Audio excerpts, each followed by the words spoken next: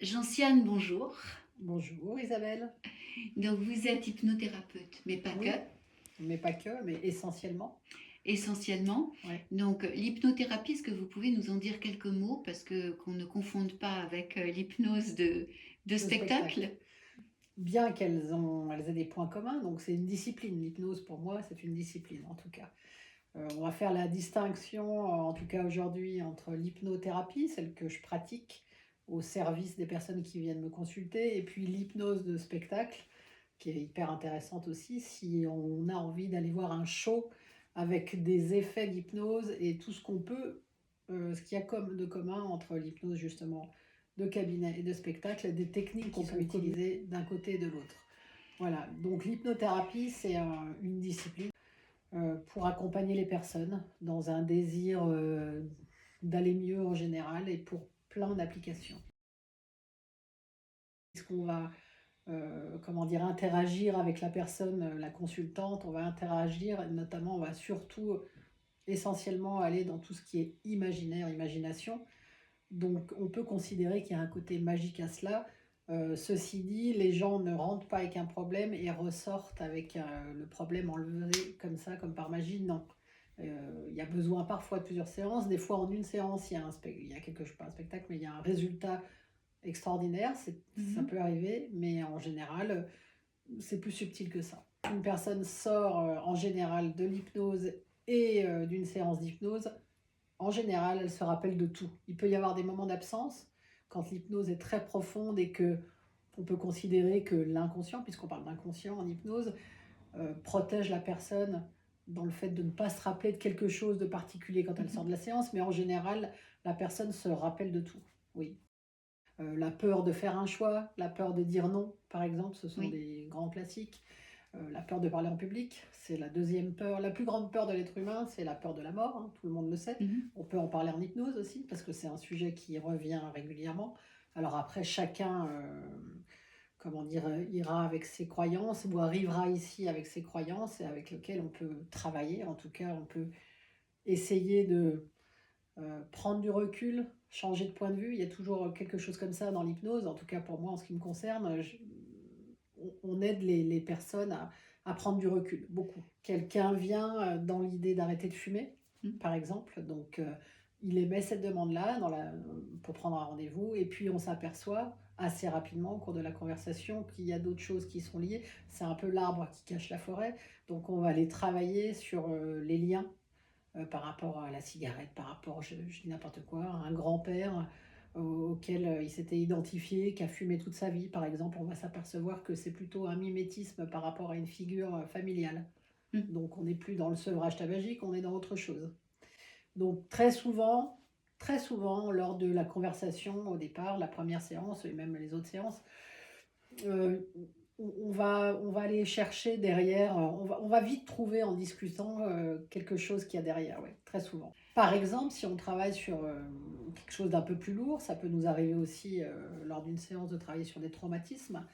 On va travailler non pas sur le traumatisme en lui-même, sur lequel on n'aura pas d'impact. Mhm. Par contre, on va travailler sur le ressenti de ce traumatisme-là. D'accord. D'accord. Donc je ne rentrerai pas trop dans les détails là-dessus, mais en tout cas, c'est surtout sur les ressentis, les émotions, les ressentis dans le corps. On travaille beaucoup avec le corps en hypnose aussi. Mhm. Et puis, essentiellement ça, ouais. Est-ce qu'on vient vous voir pour la prise de poids? On peut, alors je ne suis pas spécialisée dans la prise de poids, néanmoins, on travaille bien sûr, alors l'hypnose ne fait pas maigrir, ok, mais par contre, on peut travailler pour tout ce qui est kilo émotionnel, ça parlera certainement à certaines personnes. Euh, Quand on dit par exemple je mange mes émotions, je viens combler un vide, ou je mange pour étouffer quelque chose, donc c'est là-dessus qu'on va travailler. C'est jamais sur le ok, on va maigrir avec l'hypnose, non. On va défaire les liens émotionnels qui font qu'on continue d'avoir des comportements qui nous font prendre du poids ou garder du poids pour réussir justement petit à petit à se détacher, à s'alléger et à faire un travail comme ça. Il y a des collègues qui pratiquent l'anneau gastrique virtuel. Je ne sais pas si vous avez déjà Oui. entendu parler de ça, comme l'opération, sauf que c'est sous hypnose qu'on va suggérer à la personne qu'elle a un rétrécissement de l'estomac et que alors ça peut marcher, je ne dis pas le contraire. Néanmoins, ça n'empêche pas qu'il faille traiter tout le côté émotionnel. Parce que c'est quand même, nous, les hypnotiseurs, une de nos matières premières principales, c'est les émotions. Mmh. Donc si on ne va pas traiter ça, c'est comme ça revient à traiter la surface et pas ce qu'il y a dessous. Donc ça n'empêche pas l'autre. Moi, je ne fais pas ça, mais ce sont des pratiques qui existent. Si on devait décortiquer vraiment schématiquement une séance d'hypnose, ce serait la mise sous hypnose, avec un processus précis, on va dire. Les suggestions, je suggestionne quelque chose à la personne, et puis on ressort d'hypnose. D'accord. C'est schématique, hein, ce que je vous dis. Mais ça pourrait se résumer à ça pour les personnes qui auraient envie de comprendre un petit peu comment ça fonctionne, en tout cas succinctement, comme ça. D'accord. D'où elle vient et comment on peut aujourd'hui s'en détacher, par exemple. Peut-être Mmh. qu'à une époque, elle a eu une utilité, et puis peut-être qu'on se rend compte qu'au fur et à mesure, bah, peut-être que cette colère ne nous appartient pas, ou peut-être qu'elle est plus justifiée. Peut-être Mmh. qu'on n'a plus besoin de la ressentir et de la laisser monter à ce point-là. Alors, je ne suis pas en train de dire qu'on doit étouffer nos émotions, bien au contraire. Les émotions qui sont là, moi, on aime bien, nous les hypnotiseurs, que nos clients aient des émotions, Mmh. puisque c'est signe probablement qu'on est au bon endroit. Oui. D'accord? Donc il s'agit surtout pas de les faire taire, il s'agit plutôt de les comprendre, de les accueillir et puis ensuite, du fait, qu'on les accueille et que justement on leur souhaite en quelque sorte la bienvenue, elles vont s'apaiser par elles-mêmes, très souvent. Il y a toujours, un message derrière une émotion, Mmh. toujours. Donc c'est important de les entendre et souvent quand on les entend pas, c'est comme un enfant qui vient nous tirer sur la veste et nous poser une question à laquelle on ne va pas répondre, il va revenir. Mmh. D'accord? Les émotions, c'est pareil. Si une émotion, elle revient sans arrêt et qu'on la renie, qu'on la met sous le tapis et qu'on est en conflit finalement avec cette émotion, elle va revenir.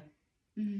Donc l'idée, un petit peu en hypnose, c'est justement d'accueillir ces émotions, d'écouter ces émotions. Alors ça paraît un petit peu bizarre hein, de dire ça comme ça, mais Mmh. on va écouter ces émotions et puis on va se rendre compte au fur et à mesure qu'on a le moyen bah, de les accueillir, de les accepter, de les transformer. De les transformer, donc de répondre au besoin qui n'est pas satisfait. Par Parce que exemple. quand l'émotion Ouais, est agréable, elle est agréable. Généralement, ouais. on combat l'émotion On peut aussi la désagréable. faire grandir en hypnose, une On peut la émotion de faire. joie par exemple, dans Mhm. les ressentis. On a des techniques pour ça aussi.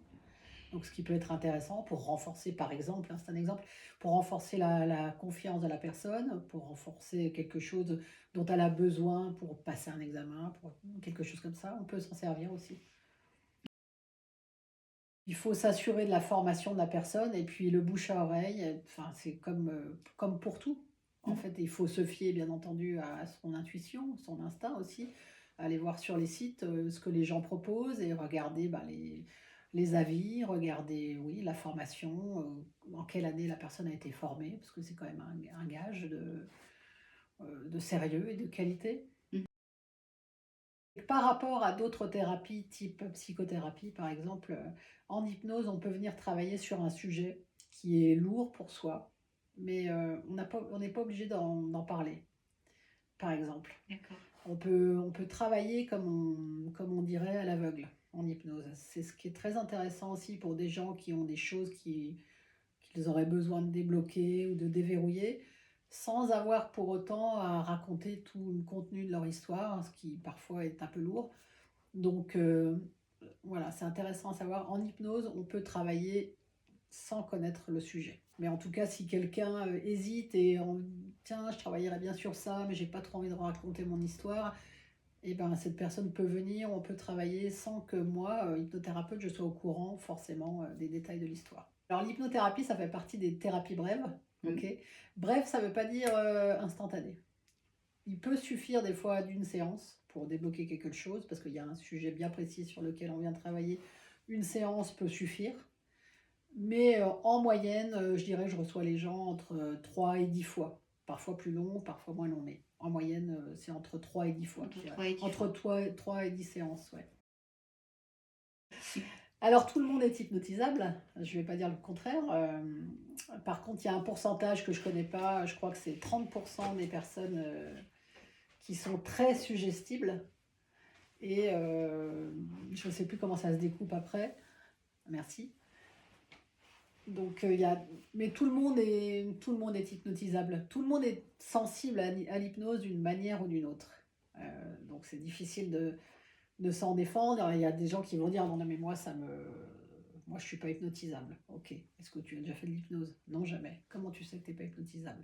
Oh, bah, parce que moi, tous ces trucs. Bon, bref, tout ça pour dire que l'hypnose, c'est entouré, connoté de plein de choses, plein de croyances, plein d'idées. Mais en tout cas, tout le monde est suggestible, chacun à sa manière.